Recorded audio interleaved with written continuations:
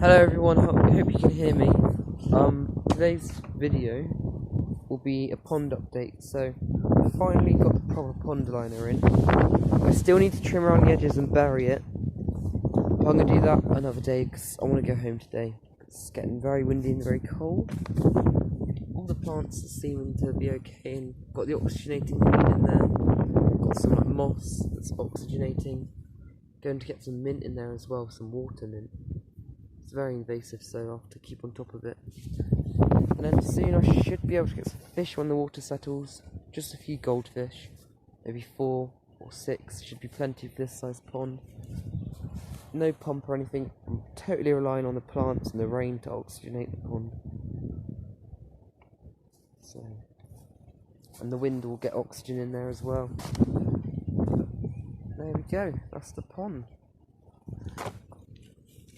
Got a good couple handfuls of this stuff in here. So yeah, I'm happy with how it's turned out now. There's different layers and heights of the pond depths. It's about 2 feet deep here, that's about 2 feet deep down. Here's about a foot and there's a couple of inches.